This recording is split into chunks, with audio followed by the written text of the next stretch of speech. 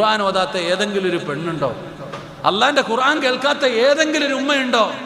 എന്തേ ഉമ്മ നീ നന്നാകാത്ത? എന്തേ ഉമ്മ നീ പേടിക്കണ്ടേ? ഒരായത്ത് കേട്ടിട്ട് നന്നായെങ്കിൽ നീ ഖുർആൻ മുഴുവനും കേട്ടിട്ട് നിനക്കൊരു ഭയമുണ്ടോ? ഒരു പേടിയുണ്ടോ? ഏത് വൃത്തികേട് കാണിക്കാനും ഏത് തോന്നിവാസം കാണിക്കാനും നമുക്ക് ഭയമുണ്ടോ? ആണായാലും പെണ്ണായാലും നമുക്ക് എന്തെങ്കിലും ഒരു പേടിയുണ്ടോ? അള്ളാഹു ഉമ്മത്തിനെ കാത്തിരക്ഷിക്കുമാറാകട്ടെ. അള്ളാഹു ഉമ്മത്തിനെ കാത്തിരക്ഷിക്കുമാറാകട്ടെ. അള്ളാഹു ഉമ്മത്തിനെ കാത്തിരക്ഷിക്കുമാറാകട്ടെ. അള്ളാഹു എന്നെയും കാത്തിരക്ഷിക്കുമാറാകട്ടെ.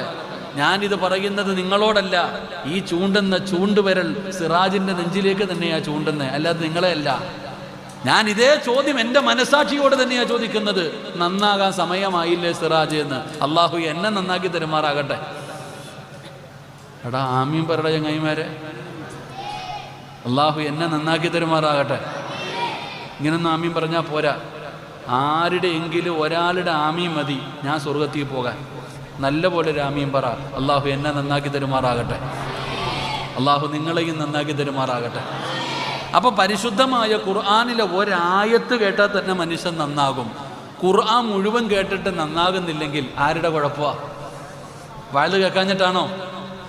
വയല് കേൾക്കാഞ്ഞിട്ടാണോ?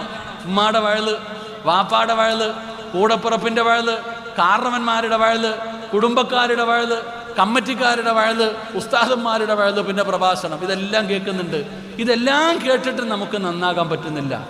അപ്പം എൻ്റെ പ്രിയപ്പെട്ട സഹോദരങ്ങളെ, നമ്മൾ ഭയപ്പെടണം. അള്ളാഹു നമ്മളെ കാത്തിരക്ഷിക്കുമാറാകട്ടെ.